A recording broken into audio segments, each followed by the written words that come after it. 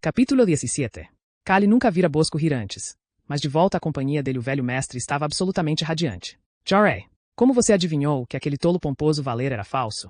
Aposto que ele se parecia com um papa. Foram os sapatos, disse Kali, um pouco distraído pela extrema jovialidade e admiração de Bosco. Houve uma pausa enquanto Bosco considerava o que ele disse, e então veio o estalo. O rosto ficou ainda mais radiante de alegria. Merivale Hosso. Merivale Hosso.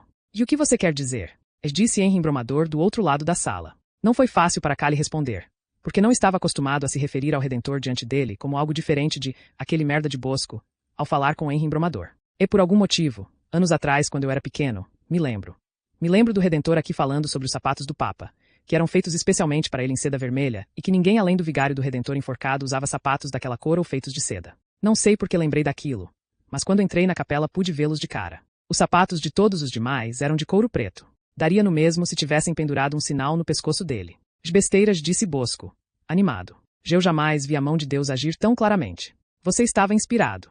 Na realidade, era duvidoso se essa estranha farsa fez muita ou qualquer diferença em Kali ser apontado para liderar o 8º exército. Já havia pregadores nas esquinas de Chartres saudando Kali como a encarnação da fúria de Deus, e só alguns eram fiéis subordinados de Bosco. Se algum dia houve um grupo de homens mais disposto e perfeito para um salvador do que naquele momento, a história não registrou. Relatos sobre o inexplicável fracasso dos laconicos em avançar em Golan ou ao redor das montanhas já haviam chegado a Chartres, mas o futuro líder do 8º exército não estava pensando em mercenários atrasados ou planos surpreendentes de ataque. Ele estava chorando pelo amor perdido como um cãozinho sensível. Essas não eram, no entanto, lágrimas de perda e arrependimento como as convenções dos romances populares exigem, embora com certeza elas estivessem presentes na grande mistura de sentimentos por Arbel Pescoço de Cisne. Em sua maioria, eram lágrimas de raiva e humilhação, especialmente humilhação, e concentradas em uma ocasião em especial a respeito da qual ele odiava pensar, mas para onde era sempre atraído nas noites amargas de insônia como uma língua que cutuca um dente podre. Aquela fora a noite mais feliz de sua vida. Com certeza a competição por esta honra não era grande, mas, diferente do romance popular mencionado, a vida real não se importa com a cuidadosa preparação para um clímax final que deve ser, após a perda e o sofrimento devidos, o ponto alto da história que caminha confiante para o epílogo. Quantos homens e mulheres, até crianças, se deram conta só aos poucos de que o ponto alto de suas vidas ficou para trás? É um pensamento melancólico cujo único consolo é que nunca se sabe se a situação pode melhorar. Algo pode acontecer para salvar o dia, o belo estranho, a criança de sucesso, o reconhecimento repentino, o encontro fortuito, o retorno feliz, tudo isso é possível. O grande e constante alívio é que nunca se sabe. Kali, no entanto, não estava muito no clima para o consolo da filosofia naquela noite. Ele estava de volta à cama de Arbel, lembrando o que parecia ter acontecido há séculos. Ela estava dormindo, deitada ao lado de Kali, respirando suavemente e fazendo ocasionalmente um barulho adorável. Por algum motivo, naquela noite ele não conseguia dormir.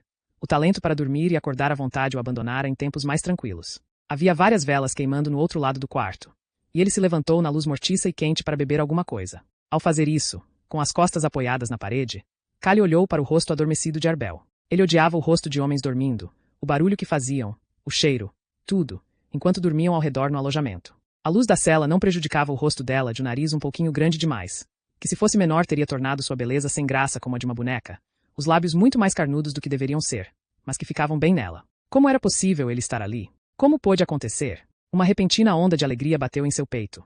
Uma sensação de algo maravilhoso, de todas as possibilidades da vida. Devagar, com cuidado, ele foi até a cama e afastou gentilmente o lençol que cobria Arbel. Ela dormia nua diante dele, o longo corpo esbelto com um biguinho, um pouco de gordura, seios pequenos. Como algo podia ser tão lindo? Pernas compridas, dedos do pé meio atarracados. Ele a olhou de cima a baixo, maravilhado, e depois, quase hesitante, o pelo escuro e escondido entre as pernas, a respiração de Arbel. Como o próprio paraíso podia ser melhor que essa surpreendente pele delicada e dobrada? E o que você está fazendo? Arbel não se movera. Só abrirá os olhos e de repente despertara. Se Kali estivesse olhando para o rosto dela, como fazia na maior parte do tempo, ou com o corpo virado na sua direção, Arbel talvez tivesse visto a ternura. Ela puxou o lençol sobre o corpo. A ação em si uma terrível repreensão, um olhar de indignação em seu lindo rosto. Eu me sinto exposta, disse Arbel, tremendo com uma repulsa incompreensível para Kali. Ele começou a falar, a explicar. Não. Por favor, vá embora. E foi o que ele fez. Com alguma sorte, aquela noite de humilhação poderia ter sido ignorada. Kali poderia ter dormido mais facilmente. Ela poderia ter continuado a dormir. E a situação teria ficado bem e tudo mais. Finalmente, diante do som delicado dos pequenos sinos que anunciavam os quartos de hora em Chartres, ele adormeceu. Às 6, Kali foi acordado por Henry embromador. E não houve tempo para nada além de guerra e questões de vida ou morte. O general Redentor Bosco também teria gostado muito de estar igualmente concentrado. Mas ele estava com uma visita. A princípio, Havia muitas instruções a serem dadas e informações para serem absorvidas. Mas finalmente o mirrado redentor insistiu tanto que precisava ser ouvido que Bosco parou por um momento, dando atenção só para se livrar da aporrinhação. Quem é você?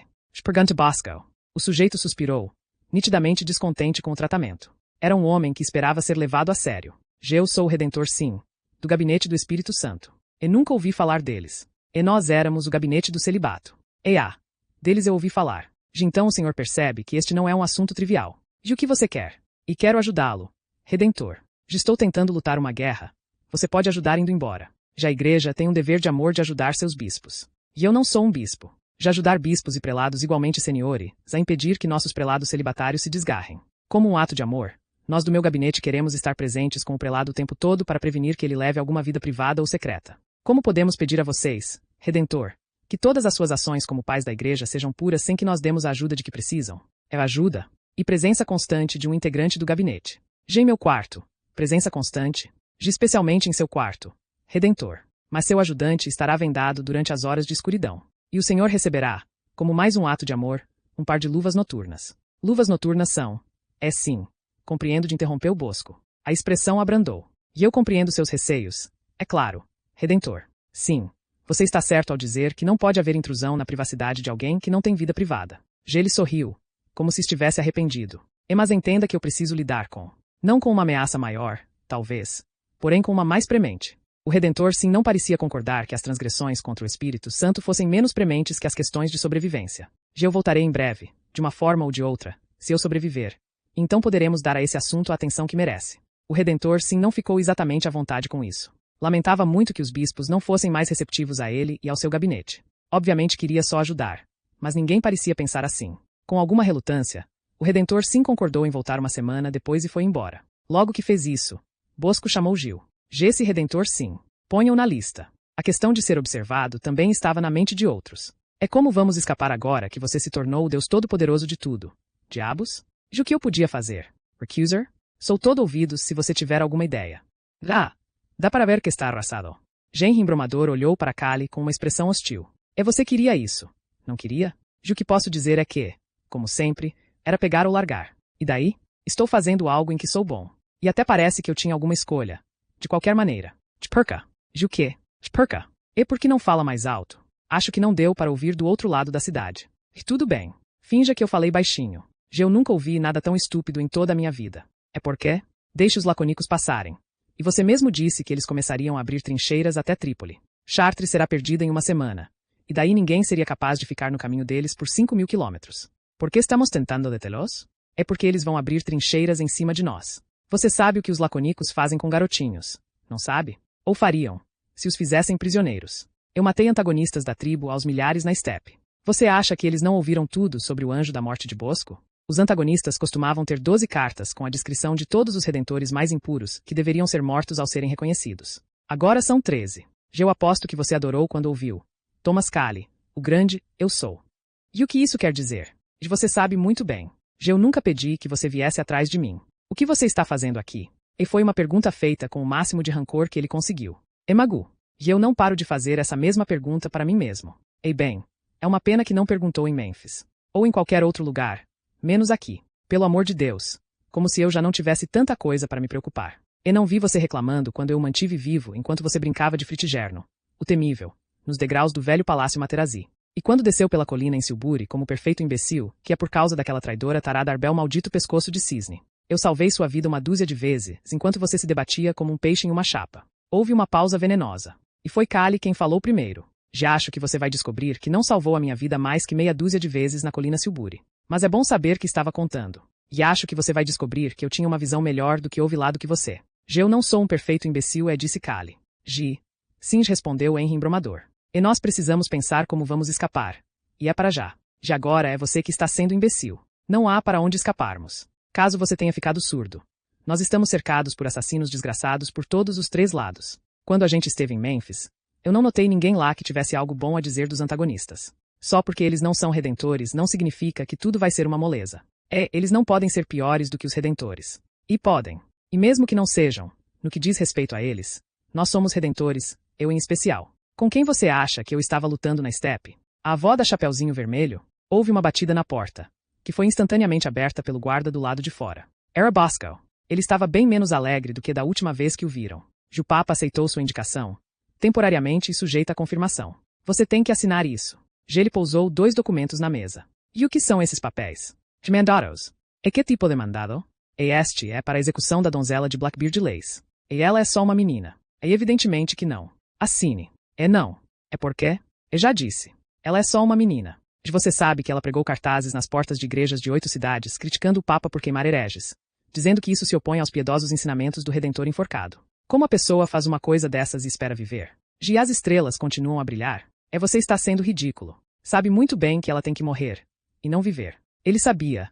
De fato. Era surpreendente que ela não tivesse pegado fogo espontaneamente de tão grande que era o número de seus crimes inflamatórios. Me deixe listá-los para vocês, disse Bosco. E palavras escritas em portas de igrejas. Morte.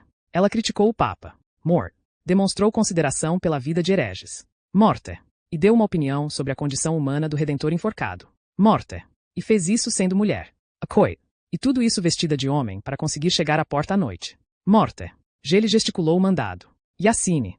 Por gentileza. Assine sem gentileza. Mas assine. E por que é preciso a minha assinatura? E por que, como o Papa é misericordioso, ele não pode assinar mandados de execução. Eles têm que ser assinados pelo comandante do grupamento militar de Redentores de Chartres. E essa pessoa, a partir da manhã de hoje, é você. De como sou o comandante, eu decidi pensar a respeito. E curiosamente, não é tão simples assim. Quando você sair daqui, o que deve ocorrer hoje à tarde, o próximo clérigo militar mais graduado na cidade, ou seja, eu, se torna o comandante do batalhão. E eu vou assinar. E então não há problema. E assim, assinar esse mandado é uma grande honra, bem como estar presente à execução do mandado. Se não assiná-lo, isso significa que seu primeiro ato como indicado direto do pontífice é insultar a única e verdadeira fé. Uma grande ofensa. Você será destituído do cargo e aí não vai servir para nada. Ela está morta.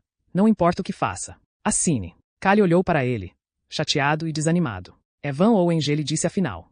Van Owen é o próximo clérigo militar mais graduado na cidade. E não disse Bosco, baixinho, quando você assinar o segundo mandado. Como você vai descobrir se um dia comparecer a 2 execuções? Todas elas se parecem.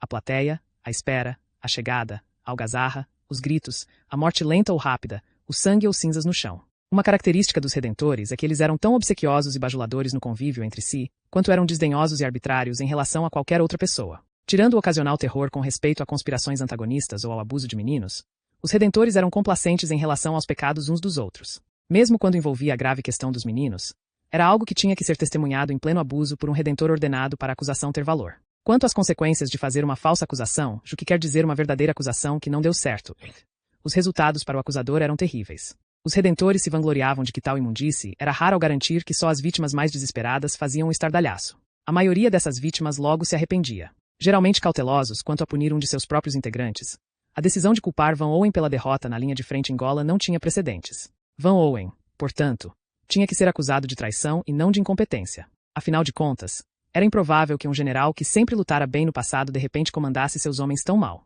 Assim sendo, ficou óbvio que isso era um exemplo de algo que geralmente era usado para explicar grandes derrotas dos Redentores. A facada nas costas. A Batalha dos 8 Mártires foi uma facada nas costas porque ficou claro como água que Van Owen era secretamente um traidor dos antagonistas e conspirou para criar uma derrota a partir de uma vitória certa. Van Owen foi julgado em sua ausência para garantir que ele não aproveitaria a ocasião para espalhar mentiras nojentas dos antagonistas. Foi isso que o levou à Praça da Emancipação no meio da tarde, só 3 dias depois de ter sido condenado. Porém, até mesmo o bispo redentor de Verona, líder da confraria dos Cordélias Negras que sofrerá baixas tão terríveis, não se mostrou contrário quando a sentença de Van Owen foi decretada juntamente com o privilégio considerável de ser enforcado antes de ser queimado. Apesar de que pessoalmente ele teria gostado de estripar Van Owen com uma pá cega por causar a quase aniquilação dos Cordélias Negras, até mesmo o bispo redentor de Verona não se dispôs a quebrar o precedente. Nunca se sabe, afinal de contas. Os notáveis redentores, liderados por um Callie com expressão chateada, se sentaram em uma plataforma com vista para a Praça da Emancipação e 2 palanques. O Papa não estava lá, nem Henry Embromador. Contudo, havia um bom público esperando agitado e com bom humor por alguém para assumir a culpa. Quando Van Owen surgiu entre 4 guardas, houve uma onda de empolgação na multidão, alguns aplausos agitados, umas piadinhas indecentes e uma alegria intensa que, como o historiador Solerini disse depois, fez com que parecessem feras selvagens em vez de homens. Apesar dos muitos guardas, a multidão foi se empurrando em direção ao palanque para ver melhor. Como era da costuma, o supervisor dominicano Novella ordenou que tirassem a batina da Van Owen.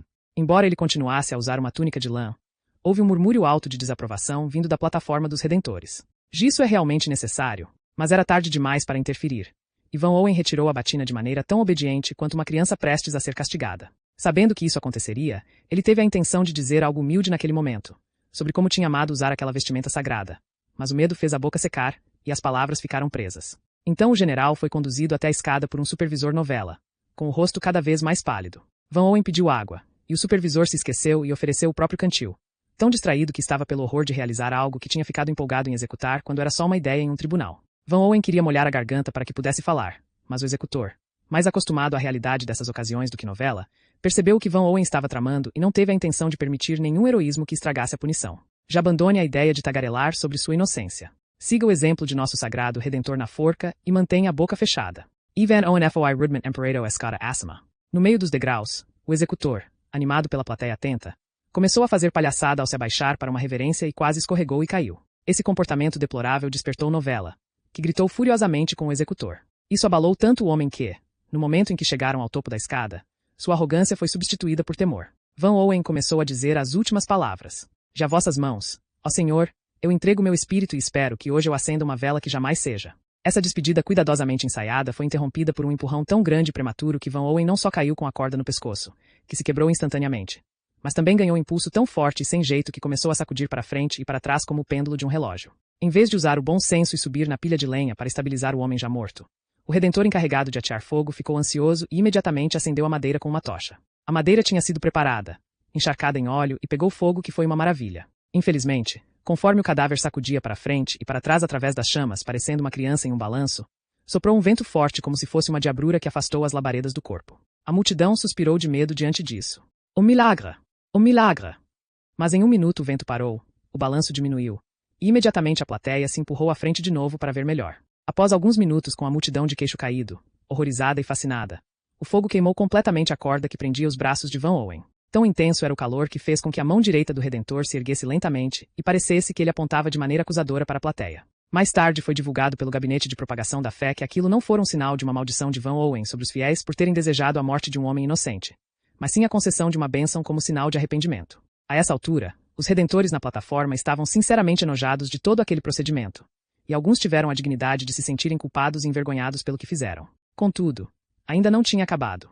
Era tarefa dos queimadores humilhar os cadáveres dos hereges, e 10 deles chegaram arrastando um saco pesado com as pedras do arrependimento e remorso. Enfileirados diante do corpo agora muito carbonizado, eles imediatamente começaram a atirar pedras do tamanho de punhos de modo que, de tempos em tempos, fragmentos do corpo meio consumido pelas chamas caíram no fogo. Choveram sangue e entranhas, escreveu Solerini. Poucas pessoas fora da influência dos redentores ou antagonistas terão visto alguém ser queimado vivo. Na imaginação popular dos que vivem nos 4 cantos do mundo, tal experiência se limita às enormes piras de festivais de inverno, onde bonecos de Guy Fawkes ou do general Curly-Vurly são queimados no topo de uma montanha de madeira. A realidade é mais mundana e horrível em muitos níveis. Imagine, se possível, a fogueira no jardim de um mercador razoavelmente próspero. Então imagine queimar um porco adulto vivo em pilha de lenha tão modesta. Você vai entender porque então não falarei dos 15 minutos que a donzela de Blackbeard Lace levou para morrer, dos gritos acima do volume e tom que se esperaria ouvir de uma garganta humana, do cheiro e, bom Deus, do tempo que durou. E, no decorrer, Callie assistiu e não desviou o olhar nem uma vez. E, afinal, até o mais terrível martírio tem que chegar ao fim. Como foi? Spergantu Henri Embromador. É se você queria saber. Deveria ter ido. E diga que foi rápido. Que foi muito longe de ser rápido. E a culpa não foi sua. Mas você me culpa de qualquer maneira. Não. É sim. Você acha que eu devia ter usado meu poder para levá-la a um lugar seguro num passe de mágica, onde quer que fosse. Se eu conhecesse um lugar seguro, eu mesmo iria. Talvez você ache que eu devia ter pulado da plataforma dos abençoados, soltado as mãos dela, criado asas e voado para longe. Eu não falei isso. Eu resgatei uma donzela inocente em perigo 2 vezes antes. E veja quantos milhares morreram como resultado de eu enfiar meu nariz grande em coisas que não deveria tentar mudar. Eu sei que a culpa não é sua. Só me sinto mal. Só isso. E não mal o bastante para ir assistir com ela. Henri Embromador não disse nada. E, afinal de contas, o que havia para ser dito? Depois de algumas horas, eles saíram de Chartres e se aproximavam velozmente do acampamento do 8º Exército, que fora reunido rápido, já protegido por trincheiras, barreiras e paliçadas de madeira. Minutos após sua chegada, Callie examinava as novas espadas laconicas que causaram tanta devastação às fileiras dos Cordélias Negras. Ele testou a curvatura em vários capacetes redentores enfiados em algumas cabeças de madeira. À exceção de um, racharam com o primeiro golpe. Ele voltou para a tenda. Pensou por 20 minutos e depois se virou para Henri Embromador. Quero que você leve 30 carroções até o depósito, onde estão sendo mantidas as armaduras dos Materazzi, e traga todos os capacetes que conseguir achar. Leve 50 homens. Peça mais se precisar. Mande um cavaleiro de volta logo que chegar. Com meia dúzia de capacetes para eu testar. Já está tarde para ir agora. Então vá amanhã. Quero ver Gil. Gil estava lá em 5 minutos. Quero que você me arrume uma dúzia de cachorros mortos, disse Callie. Onde eu vou arrumar cachorros mortos aqui? E não precisam ser cachorros nem 12. 24 gatos mortos servem. Entendeu? Sim. Eu não quero que você corte a garganta do animal de estimação de alguma família de camponeses. Preciso que os animais estejam podres, caindo aos pedaços. E o Redentor Bosco deseja ver o senhor. Callie sorriu. E sempre. Faça com que ele entre. Eles ficaram de rodeios por alguns minutos, e Callie fez o máximo de esforço para não falar do assunto que estava na mente dos dois, a fim de que seu velho mentor fosse forçado a puxá-lo primeiro. Então Bosco finalmente falou, posso ver seus planos? Eu não tenho planos. Não escritos. Assim desse jeito. Assim desse jeito. O que você tem? Já ainda estou pensando. Vai compartilhar suas ideias. E preciso de um dia ou dois. 1 ou 2. 2. Provavelmente. Se eles atacarem antes. Então? Vai ser o plano B. Imagino. Que é? Eu não sei. Redentor. Nem tenho um plano ainda. Zombar de mim é uma infantilidade. Seria se eu estivesse zombando de você. Você tem perguntas. Mas eu não tenho respostas. Entendo que as respostas sejam estimativas. Não. Você diz que entende. Mas não vai entender quando eu contar. Vou sim. Não vai não. Só pensa que vai. E então a resposta é, não. E a resposta é sim. Mas não ainda. 5 minutos depois, como Callie já imaginava, Gil estava na tenda de Bosco dando relatório ao seu mestre. Ele quer 2.000 capacetes enferrujados e 12 cães mortos.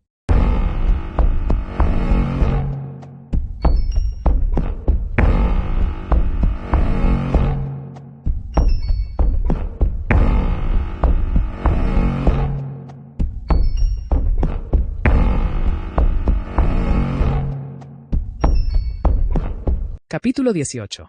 Em 2 semanas, por conta de um vendedor ambulante de remédios cujos produtos eram, se você desse sorte, completamente inúteis, Clays e sua esposa com gravidez avançada souberam dos grandes eventos em Gola. Havia acontecido uma grande batalha entre os Redentores e os Laconicos, uma carnificina horrível, e o exército dos Redentores fora destruído quase até o último homem. Desnecessário dizer que isso alegrou Clays, mas não por muito tempo. Ele quase se engasgou com a própria língua ao ouvir a história, muito enfeitada pelos caipiras das montanhas, de como o dia fora salvo por um mero menino e de que este menino Callie agora era considerado o anjo da morte, capaz de flutuar a 1 quilômetro de altura. Então, esse amigo seu disse desde mais tarde, quando os dois estavam na cama, enquanto ela descansava as costas doloridas e as terríveis hemorroidas, tentando entender as notícias confusas que tinham ouvido. Ele não é meu amigo. Esse amigo seu, ele não é o anjo da morte, capaz de flutuar a 1 quilômetro de altura? Já. Ele é o anjo da morte. Sim. Aonde Callie vai, um funeral vai atrás. Ele tem funerais no cérebro. Mas não consegue flutuar? Não. Pena. Um amigo que flutua a uma altura de 1 quilômetro seria muito útil. Bem, ele não consegue. E eu já disse, aonde ele vai, muita gritaria vai atrás. Por isso que eu estava tentando ficar o mais longe possível dele. Se não tivesse encontrado você, eu estaria do outro lado da lua se soubesse como chegar lá. Já ela suspirou, cheia de tristeza. Meu pobre traseiro. Ela não falou mais nada até a dor passar, e a seguir passou uma jarra com o creme que o charlatão tinha vendido. E passe isso em mim. O quê? E passe isso em mim. Clays olhou para ela. Faz você. Estou gorda demais. Não consigo alcançar assim tão longe. É mais fácil para você. E não dá para chamar a sua irmã? E não seja nojento. Anda com isso. A essa altura, ele sabia muito bem quando não devia discutir com Daisy. Não que Clays não tivesse habilidades médicas. Os Redentores eram famosos por serem bons em cuidar de ferimentos por conta do fato de que as pessoas estavam sempre tentando matá-los. Cuidar de hemorroidas não era uma lesão, conforme estipulado no Manifesto Católico, o manual médico dos Redentores, mas pelo menos ele sabia ser delicado com ferimentos. Ainda assim, a pobre menina respirou fundo. Desculpe. Tudo bem. Após mais alguns segundos, Clays terminou, e a dor no traseiro de Daisy começou a passar. Obrigada. E não foi nada. É mentiroso. Aposto que você não imaginou que estaria fazendo isso 1 ano atrás. Já agora Daisy simplesmente latejava e soltou um longo suspiro de alívio. Deite aqui comigo. E ela esperou enquanto ele obedecia. E tem algo que preciso falar com você. O quê? E promete que não vai ficar emburrado? E por que não fala logo? Você está participando de muitos assaltos. É perigoso demais. Já acredite em mim. Eu sei o que é um risco, e eu não corro riscos. Nunca chego a 500 metros de alguma coisa afiada. Eu acredito mesmo que você fique a salvo. Mas estamos fazendo o dobro de incursões a que estávamos acostumados por sua causa. Os muçulmanos não vão simplesmente permitir que isso continue. Existem mercenários muçulmanos que lutam melhor do que nós. Qualquer um luta melhor do que vocês. Jogar uma pedra na cabeça de alguém que não está olhando não leva ninguém muito longe. E isso aí. Todo mundo ficou ganancioso. Isso não pode durar. Seu pai vai ter um ataque se eu me recusar a ir. E eu serei tão popular quanto hemorroidas se me recusar a ajudar. De qualquer forma. Você entende o que quero dizer? Sim. Eu vou falar com meu pai. Eu só queria falar com você primeiro. Se eu dissesse que você não podia? Daisy olhou para Clace, mais surpresa do que aborrecida. E não seja ridículo. Diziam da pobre azarada Sharon de Tunis que ela era condenada a dizer sempre a verdade, mas nunca a ser acreditada. Os cleptos podiam não ser contrários às mulheres que demonstravam força de vontade. Mas, assim como as outras pessoas em geral, não se empolgavam com opiniões que não queriam ouvir. A princípio, a irritação do pai de Daisy foi direcionada só a ela. Em tom de fúria, ele mandou a filha manter o narigão longe de assuntos que não lhe diziam respeito. Ofendido pela maneira rude de o sogro falar com sua esposa, Clace defendeu os argumentos dela e assim provocou a acusação geral de que a ideia era dele o tempo todo e de que estava usando a mulher como escudo para opiniões que eram realmente dele. Uma estratégia tão comum entre os cleptos que era conhecida como arrumar um bode expiatório. Clace foi acusado de preguiça, covardia e ingratidão. Características que normalmente os cleptos admiravam quando vinham deles. Ninguém, a não ser a irmã de Daisy e alguns amigos dela, falava com os dois, e deixaram claro que, se Clace se recusasse a ajudar, haveria problema na forma de uma votação dada como certa para banir ambos. O casal encarou a opção de ou ir embora conforme o inverno se aproximava, com Daisy em gravidez avançada e sem eles terem para onde ir, ou ficar e obedecer. Se havia uma escolha, Clace não sabia qual era. Ceder não era o que o incomodava. Daisy ardia de indignação e deixou isso claro para o pai. Mas Clace estava mais acostumado a uma vida inteira de obediência hostil, porém silenciosa. Ainda assim, foi um casal aborrecido que cedeu. Mais notícias sobre Callie também o incomodaram. Não só por despertarem em parte um indesejável sentimento de culpa e não em relação a Callie, mas a Henry Embromador mas também porque traziam o fantasma de algo enterrado ainda mais fundo, de tal forma que ele nunca tinha enfrentado diretamente. Embora Henry Embromador jamais tivesse levado a sério a ideia de que poderia haver algo inumano sobre o talento de Callie para matar, os rumores confusos que chegaram à Serra de Quantock, por mais ridículos que Clace normalmente os considerasse, tocaram na ferida de sua alma. Ao longe, a ideia de Callie ser uma espécie de fantasma vivo que circulava causando catástrofes sobrenaturais fazia certo sentido sinistro. Clace teve a chance de ficar a oceanos de distância de Callie, mas agora a chance passará. O arrepio que descia por sua espinha era muito parecido com aquele que a pessoa sente ao ver a morte de perto. É como minha avó sempre costumava dizer, comentou Daisy, as pessoas acreditam no que querem acreditar. Você não está errada, falou Clace para sua jovem esposa.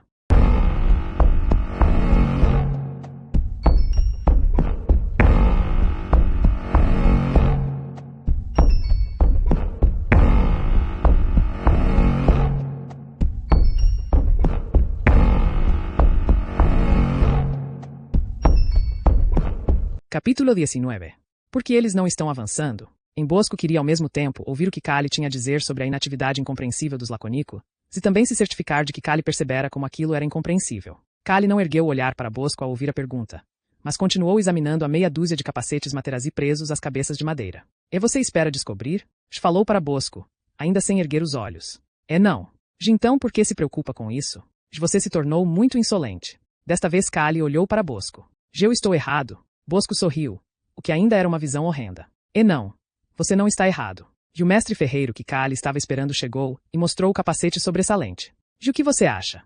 Perguntou Callie. E bom acabamento e bom aço. Mas a ferrugem está muito ruim nesse aqui, diria eu. Não queria que ele protegesse a minha cabeça. Posso olhar os outros? Quando eu terminar. Afaste-se. E dito isto ele deu em cada um dos 6 capacetes Materazzi uma série de golpes violentos com uma das espadas lacônicas curvas. Me ajude a tirá-los, disse Callie para o ferreiro quando terminou. 3 aguentaram bem. 1 ficou danificado. 2 foram partidos. E amanhã devemos receber uns 2.000 desses. Nas mesmas condições? Provavelmente. Não tenho certeza. Callie apontou para os capacetes que ele rompeu. Você pode consertá-los? Soldar uma chapa de ferro em cima? O ferreiro os examinou com cuidado por todo 1 minuto. Mestre, acho que consigo fazer alguma coisa para reforçá-los. Quanto tempo eu tenho? Não sei. Uns 2 dias. Pelo menos. Talvez mais. Trabalhe o mais rápido possível. Chame quantos ferreiros conseguir trazer. O primeiro lote vai chegar hoje à tarde. O intendente recebeu ordens de lhe dar tudo de que precisar. Venha diretamente a mim se houver problemas. Você não deve passar por mais ninguém. Compreendo? O ferreiro olhou para Bosco. Callie pensou em chamar a atenção do homem, mas desistiu. Bosco acquiesceu. Sim, mestre. Após a saída do ferreiro, Bosco não pôde evitar perguntar.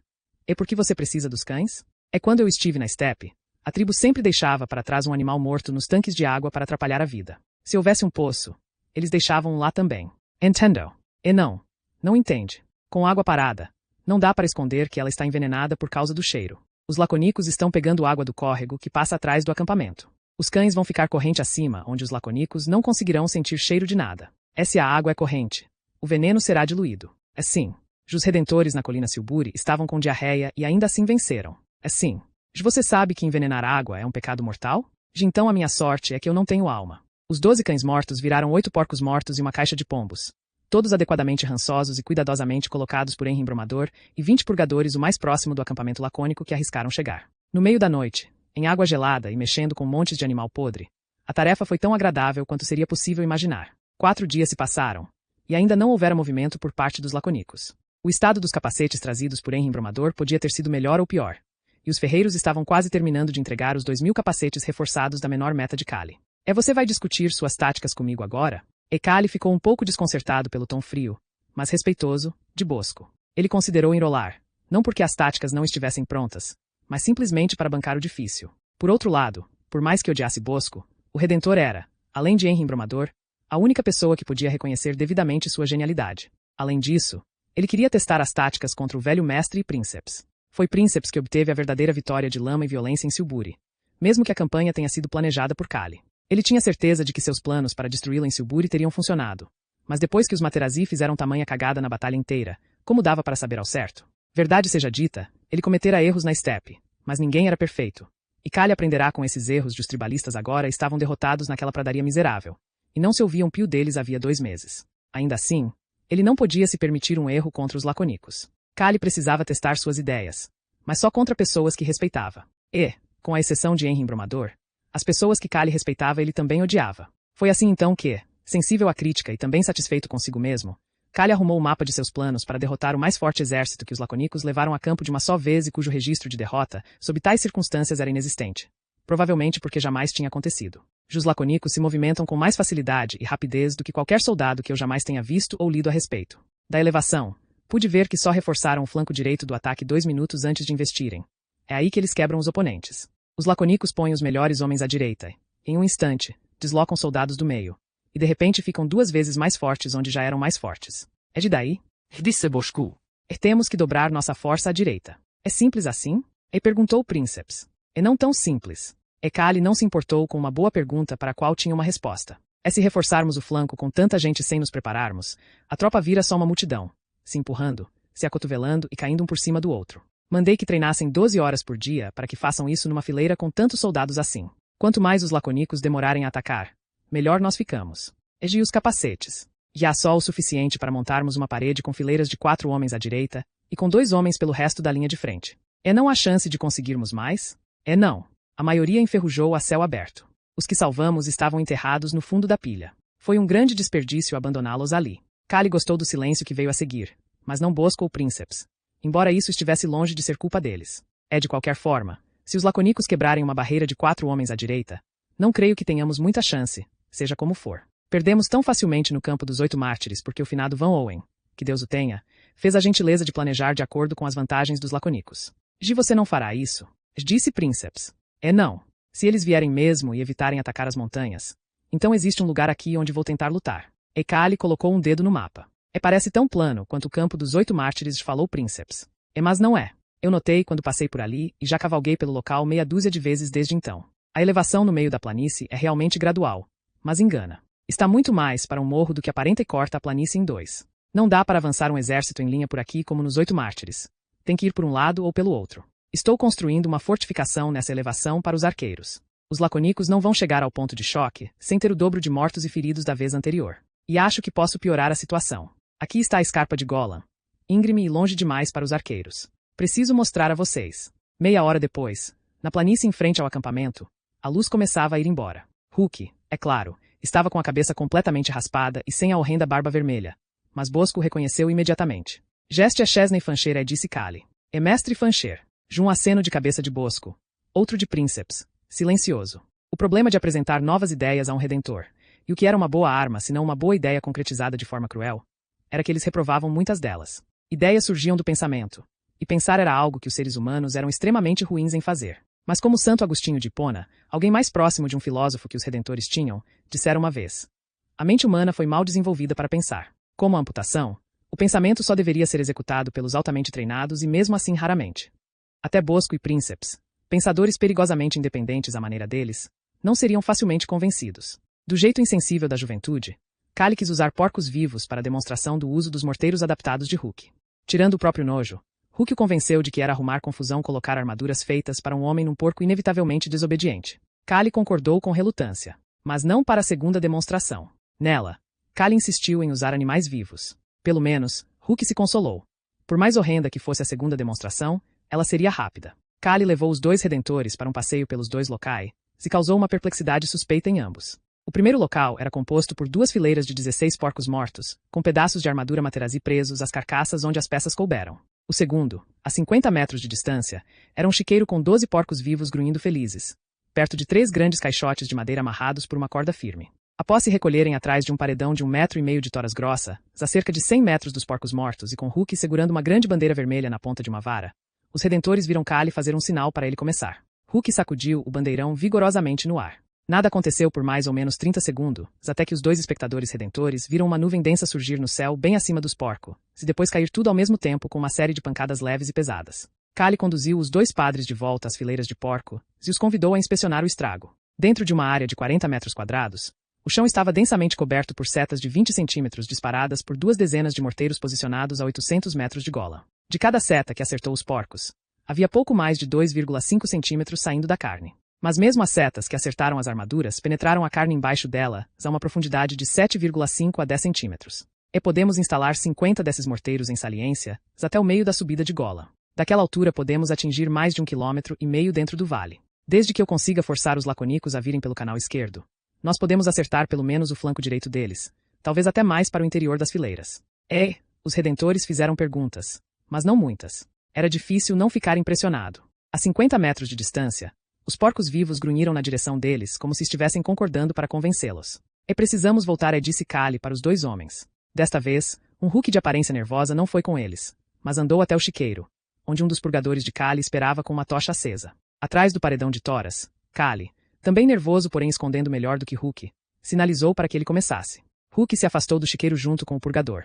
Mas o homem parou a cerca de 30 metros, enquanto Hulk continuou e subitamente desapareceu dentro de uma grande trincheira. Houve um grito de Hulk. O purgador soltou a tocha no chão e, escolhido especialmente pela velocidade, correu pelo campo como um perseguido pelo diabo e sumiu dentro da trincheira ao lado de Hulk. Cerca de 5 segundos depois, os portões do inferno se abriram no chiqueiro, e um grande fosso de fogo surgiu ao redor dos animais com um estrondo como o fim do mundo. Mesmo Kali, que sabia o que esperar, quase teve um troço, mas Bosco e Princeps estavam tão chocados e surpresos que caíram no chão, levados não só pelo medo, mas por uma convulsão física irresistível para fugir de um poder tão terrível. Por dentro, Kali apreciou a humilhação quase tanto quanto a carnificina bem-sucedida que viu acontecer no chiqueiro. Ele deu 5 minutos para Bosco e Princeps se recuperarem e em seguida conduziu os 2 homens estarrecidos até Hulk e o purgador, que estavam ao lado do chiqueiro e do que restava dos porcos que um dia ocuparam esperando pela inspeção. Foi rápido como Hulk posando de fancheira esperava, mas o estrago foi além de algo que qualquer um dos 2 padres pudesse compreender facilmente. O processo e o efeito medonhos das execuções eram algo que testemunhavam com frequência,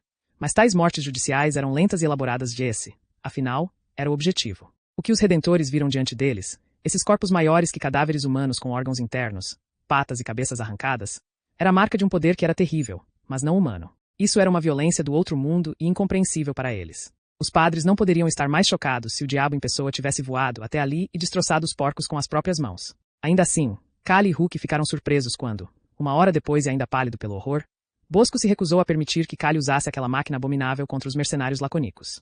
Você percebe, disse Bosco, de o que a Cúria vai fazer quando eles descobrirem sobre essas erupções? Vão fazer uma fogueira tão grande com cada um de nós, que eles serão capazes de aquecer os traseiros em Mênfis. Você e esse lunático têm ideia do que desencadearam hoje? De o que nós desencadeamos? Lord Redentor gritou de volta um furioso Kali. É a única maneira garantida de derrotar um exército que já limpou o chão com vocês. E, se fizerem de novo, os laconicos poderão marchar até o trono do Redentor enforcado em Chartres sem ter ninguém sequer para mijar neles. Esse argumento extravagante, mas consideravelmente verdadeiro, pareceu deixar os 2 calados. Princeps e Hulk, posando de fancheira, assistiram espantados a essa discussão de feirantes entre o grande prelado e o menino que não era menino, mas sim a indignação de Deus em carne e osso. Sob controle agora. Foi Kali quem falou primeiro. Se eu perder, não haverá segunda chance. É isto que você queria de mim. Agora ainda não é o momento certo para ir contra a Cúria. Que outro momento haverá? Era impossível discordar. Assim que Bosco se deu conta de que tudo em que vinha trabalhando por 30 anos havia chegado ao grande momento de agir, falou pouca coisa a mais. Se não fosse agora, não seria nunca. E temos que ir agora para preparar os acontecimentos em Chartres. Se conseguir a vitória, Mande notícias, rápidas e precisas. Se não, os laconicos trarão as notícias por você. E foi isso. Ele saiu da tenda sem dizer mais nada, mas retornou quase de imediato segurando uma carta. Eu quis entregar isso há vários dias. E do seu substituto na Steppe. Achei que você fosse se interessar. Ekali fez questão de mostrar que estava guardando a carta num dos numerosos bolsos que ostentava. Ele fazia isso porque acólitos eram proibidos de ter bolsos, que na fé redentora representavam tudo que havia de misterioso e escondido na alma humana. Bolso era um apelido para o próprio diabo. 20 minutos depois Bosco e Princeps estavam a caminho de Chartres. E Kali terminava de contar a Henry Embromador o que acontecerá enquanto ele estivera do lado de fora da tenda tentando ouvir. Os dois ficaram sentados em silêncio por um tempo. E agora pode ser uma chance de escapar. Se você quiser tentar, disse Kali. E pensei que você tinha dito que era perigoso demais. E posso estar errado. E agora Bosco tem que confiar em mim. Quer ele queira, quer não. Ninguém irá atrás de você. E arriscado se ficar. Meio a meio. E não posso ir. Era óbvio que Henry Embromador tinha algo a mais em mente. É porque? E não posso abandonar as meninas. Kali soltou um gemido, sem poder acreditar. E não há nada que você possa fazer por elas. Então eu devo ir embora? Se não há nada que possa fazer. Por que não? Se você ganhar, o que vai fazer a respeito delas? E o que eu puder, o que provavelmente não é muita coisa. Ou sequer alguma coisa. Eu não sei o que fazer ao meu respeito. Ou ao seu. Mas você sabe como vencer o maior exército já reunido para uma guerra. Possivelmente. É como isso pode estar certo. É porque vencer os laconicos é possível. Mas entrar e sair voando do santuário com asas de anjo, não. Você quer lutar contra eles, não quer? É porque eu prefiro me arriscar fazendo aquilo em que sou bom do que fugir, em que obviamente não sou bom. E não é só isso. Você quer lutar contra eles. Você gosta disso. E diga que escolha eu tenho. Fugir. E já disse. Não. Uma escolha pior não é uma escolha. Mas é boa para mim? Eu não falei isso. Por que você está querendo puxar uma briga? E olha quem está falando. Puxar briga é simplesmente o que você faz. É quem você é. Você puxaria briga com uma preguiça caulha. Isso sequer faz sentido. O que é uma preguiça? Eles tinham uma no zoológico de Memphis. A mansa? É muito. Se você subir as montanhas Golan com Hulk, vai estar tão seguro quanto em qualquer outro lugar. É certo. Então, você não vai insistir em ficar comigo no calor do combate? Não. E pelo menos demonstra bom senso. Você vai ficar no calor do combate? E não se eu puder evitar. E você pensou assim nos 8 mártires. E tento aprender com meus erros. E é melhor você não cometer nenhum desta vez. Não. E nós não podemos abandoná-las. E podemos sim. Bosco não vai matar as meninas só por matar. E você nem sempre pensou tão bem assim sobre ele. E eu não penso bem sobre ele. Só o conheço melhor. O que Bosco acha que posso fazer é mais importante para ele que a própria vida. E bem mais importante do que as garotas no santuário. E o que você acha que pode fazer? E o que isso significa? E não tenho certeza. Talvez signifique que você está começando a gostar da ideia de ser um deus. E é você que acha que eu consigo tirar garotas da manga. Não eu. Tudo que estou tentando fazer é continuar vivo. E, por razões que não compreendo, fazer o mesmo com você. Diga que não está doido para que chegue amanhã. E não estou doido para que chegue amanhã. E eu não acredito em você. Eu não me importo com o que você acredita. Houve um silêncio enquanto ambos pensavam em algo mais ofensivo para dizer. Estranhamente, foi Kali quem recuou. Ele não vai matar as meninas mesmo que a gente fuja, disse Kali. E por que não? E por quê? Se Bosco as mantiver vivas, elas podem ser úteis. E você não sabe disso. E não. Mas é o que eu acho. E é o que você acha que quer ouvir. Isso sim. Também.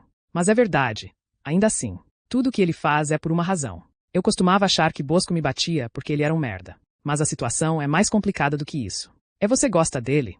Eu o admiro. E você gosta dele. E Bosco é doido de pedra. Mas ele pensa bem sobre tudo. Admiro isso. Eu gosto disso. E uma qualidade que vai me salvar, vai nos salvar, se eu conseguir entendê-lo. Se você acabar entendendo Bosco, é melhor abrir o olho. Blá blá blá. Você está falando ou isso é só o som do ar ventaneando do seu traseiro? E não existe essa palavra. E prove.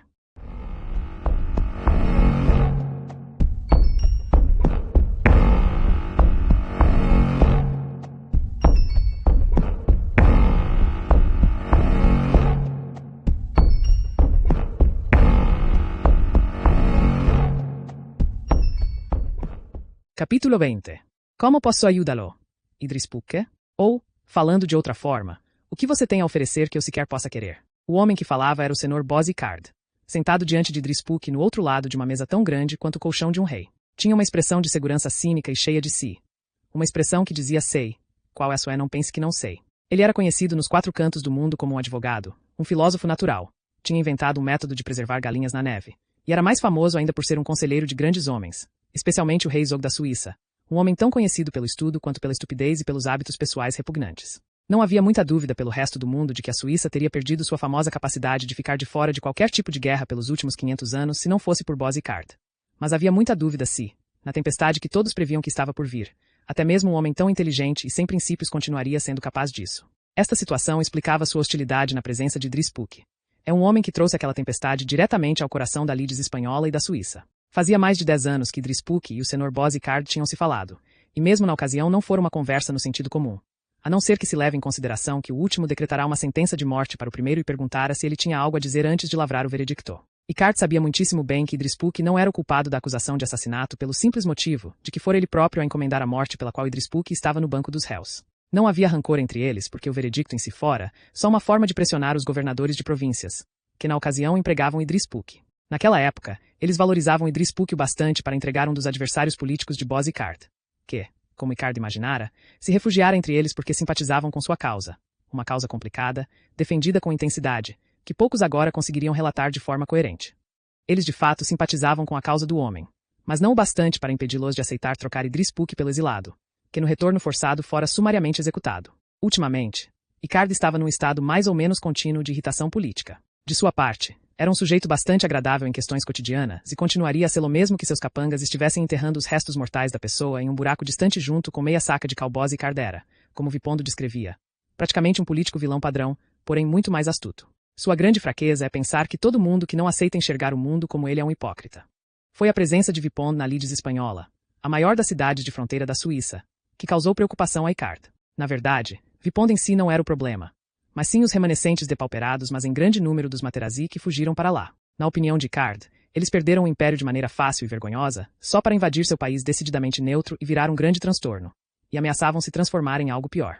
Ele tentou implementar a política padrão em relação a aliados que não eram mais úteis, oferecer todo tipo de amparo, exceto ajuda. Infelizmente, o rei Zog da Suíça era um snob sentimental e insistiu em providenciar abrigo e assistência financeira a colegas da realeza em apuros. Icard considerou a medida ao mesmo tempo cara e prejudicial em si, e um terreno fértil para Deus sabe que problemas imprevisíveis. A tentativa de calcular que problemas seriam esses levou Icard a decidir falar com Drispuk, depois de ostensivamente se recusar a fazer o mesmo com seu meio-irmão, julgando que a atitude mais sensata era encorajar o velho desgraçado a se sentir o mais indesejado possível. Então, o que você pode fazer por mim? Perguntou Drispuk. Sua honestidade é, como sempre, revigorante, senhor. E sinto que pense assim. E por acaso, eu posso ser útil. Assim?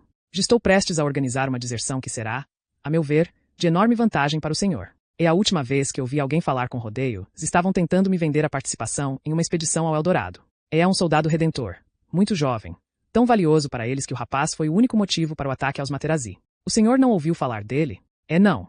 Então seus espiões são muito menos competentes do que costumavam ser. E tudo bem. Thomas Kalle. E o que você sabe? E o que você sabe? É bem mais do que você. Estou muito disposto a escutar. E foi isso que ele fez. Foi com certeza muito interessante e com certeza muito peculiar. Isso é tudo? É claro que não. Os redentores entraram em contato com você? Sam. E não me parece tão certo disso. E não. Me lembro muitíssimo bem. Um par absolutamente assustador.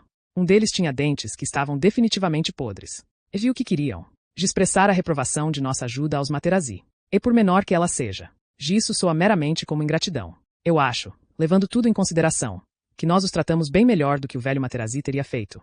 Que a paz esteja com ele, se as posições fossem revertidas. E pensar assim lhe convém. É verdade. Mas ainda assim é o que eu penso. E o que o senhor disse para eles? Os redentores. Mandei que os putos caíssem fora. E que gratificante. Esse seu prodígio monstruoso. O que ele quer e por que devo fornecer para ele? Ele quer passar a salvo pelas fronteiras. E não acho boa ideia acolher um sujeito que os redentores estão dispostos a arriscar tanto para recuperar. Jamais vou entender como os Materazzi conseguiram entrar em colapso de maneira tão patética. Mas eu diria, com base nas provas, que não é prudente se aproximar dele. Isso depende. É de quê? É se o senhor quer esse prodígio monstruoso, um ótimo termo para ele. A propósito, no território deles mijando no seu ou no seu território mijando no deles. Ele me parece um jovem bem problemático. Ele está vindo aqui de qualquer maneira. É como assim? É porque os redentores vão usá-lo para destruir os antagonistas. Quando acabarem com eles, virão atrás do senhor. E em seu comando estará um Thomas Kalle nada feliz. Muito insatisfeito pelo senhor tê-lo mandado cair fora, quando ele lhe ofereceu a mão da amizade. Os redentores definitivamente te não vão parar. Não importa que o senhor seja um herege ou ateu, é tudo a mesma coisa para eles. É porque os redentores fariam uma cruzada agora. Não se importaram com isso em 600 anos. É porque eles estão mudando. E, se o senhor não mudar de ideia, vai acabar seguindo o caminho dos Materazzi. E por que devo acreditar em você? E sabe de uma coisa? Quase me senti ofendido. Me ajuda a call her Kale. E vou ter que considerar isso. Eu não levaria muito tempo se fosse o senhor. Senhor Bozicard certamente estava muito mais amedrontado depois que Idris Puck saiu do que antes de sua chegada. Ele imaginava que era capaz de dizer quando Idris Puck estava blefando. Mas hoje ele parecerá muito convincente no geral. Por outro lado, Icard sabia, ao contrário de Idris Puck, que os laconicos finalmente tinham decidido marchar em Gola. Assim que os Redentores e sua monstruosidade adolescente passassem por uma luta de verdade com aqueles pederastas cruéis da Lacônia, Icard decidiria se eles eram uma ameaça ou não. Até o momento Idris Puck podia sair por aí assobiando, juntamente com seu moleque assassino. Basta ir a qualquer biblioteca de esquina para encontrar uma centena de livros sobre a fuga dos Materazzi depois da queda de Mênfis. Livros fantásticos, mágicos, místicos, históricos, curtos e grossos, lendários e refinados, trágicos e realistas, simples e diretos, cheios de detalhes sombrios, vermelhos de sangue e sofrimento. Em algum lugar, no meio disso tudo, estará a verdade. Contar um décimo da história seria insuportavelmente chato, pois um relato de horror e sofrimento em uma época de frio intenso e escassez se torna praticamente igual a qualquer outro. É horrível dizer isso, mas é fato. Foi um momento difícil para os Materazzi antes que os 4.000 fugitivos chegassem pela metade disso a Lides Espanhola, onde a recepção não foi mais calorosa do que a jornada até lá. Então, disse Vipond quando Idris Puck voltou para o gueto judeu recentemente vago, pois o rabino-chefe decidirá que, com a ascensão dos Redentores, era hora de sua congregação ficar o mais longe deles que fosse humanamente possível, o que significava tão longe que se andassem mais um pouco já estariam no caminho de volta. Idris Puck fez um resumo para o meio-irmão. Ele vai me receber? É não. E sendo justo, nem eu receberia, na posição dele. De vocês, homens sofisticados, debochou Idris Puck. Tão surpreendentes. E ele receberia você novamente. Talvez? Depende. Eu conheço o tipo dele. Sempre querem que a pessoa saiba que está comendo na mão deles. E por assim dizer, Gicard não sabe o que fazer a seguir, a despeito de toda a vaidade. Mas quer que vocês saiam de seu município assim que ele puder. Depender da bondade daquele velho desgraçado, Zog não é muita garantia. É não. Houve um longo silêncio. E o que você acha que Kali vai fazer? E o que ele pode fazer além de esperar? Icard colocou a maioria das tropas às margens do conflito. Kali e Henry Embromador estão encarando 950 quilômetros de trincheiras antagonistas e uma linha de 300 quilômetros de tropas de fronteira nervosas da Suíça. Kali vai ficar quieto no lugar dele, eu diria. Houve uma batida na porta, que foi instantaneamente aberta pelo lado de fora. O guarda, todo reverente e solícito, indicou que Arbel Materazzi entrasse na sala. Ela bem podia ser a última líder dos Materazzi, um grupelho agora tão diminuído que mal se imaginava que fosse liderado, mas pelo menos parecia a quase rainha que era. Mais velha, mais bonita, o sofrimento dera uma espécie de poder maduro ao seu visual. Tudo havia mudado em poucos meses, seu mundo destruído, o pai morto. Agora a primeira entre os Materazzi remanescentes, casada com o primo, com uma gravidez avançada. E porque os Redentores vão usá-lo para destruir os antagonistas. Quando acabarem com eles, virão atrás do Senhor. E em seu comando estará um Thomas Kali nada feliz, muito insatisfeito pelo Senhor tê-lo mandado cair fora, quando ele lhe ofereceu a mão da amizade. Os Redentores definitivamente não vão parar. Não importa que o Senhor seja um herege ou ateu, é tudo a mesma coisa para eles. É porque os Redentores fariam uma cruzada agora. Não se importaram com isso em 600 anos. É porque eles estão mudando. E, se o Senhor não mudar de ideia, vai acabar seguindo o caminho dos Materazzi. E por que devo acreditar em você? E sabe de uma coisa? Quase me senti ofendido. Me ajude a acolher Kali. E vou ter que considerar isso. Eu não levaria muito tempo se fosse o senhor. Senhor Bozicard certamente estava muito mais amedrontado depois que Idris Puck saiu do que antes de sua chegada. Ele imaginava que era capaz de dizer quando Idris Puck estava blefando. Mas hoje ele parecerá muito convincente no geral. Por outro lado, Icard sabia, ao contrário de Idris Puck, que os laconicos finalmente tinham decidido marchar em Gola. Assim que os Redentores e sua monstruosidade adolescente passassem por uma luta de verdade com aqueles pederastas cruéis da Lacônia, Icard decidiria se eles eram uma ameaça ou não. Até o momento Idris Puck podia sair por aí assobiando, juntamente com seu moleque assassino. Basta ir a qualquer biblioteca de esquina para encontrar uma centena de livros sobre a fuga dos Materazzi depois da queda de Mênfis. Livros fantásticos, mágicos, místicos, históricos, curtos e grossos, lendários e refinados, trágicos e realistas, simples e diretos, cheios de detalhes sombrios, vermelhos de sangue e sofrimento. Em algum lugar, no meio disso tudo, estará a verdade. Contar um décimo da história seria insuportavelmente chato, pois um relato de horror e sofrimento em uma época de frio intenso e escassez se torna praticamente igual a qualquer outro. É horrível dizer isso, mas é fato. Foi um momento difícil para os Materazzi antes que os 4.000 fugitivos chegassem pela metade disso a Lides Espanhola, onde a recepção não foi mais calorosa do que a jornada até lá. Então, disse Vipond quando Idris Puck voltou para o gueto judeu recentemente vago, pois o rabino-chefe decidirá que, com a ascensão dos Redentores, era hora de sua congregação ficar o mais longe deles que fosse humanamente possível, o que significava tão longe que se andassem mais um pouco já estariam no caminho de volta.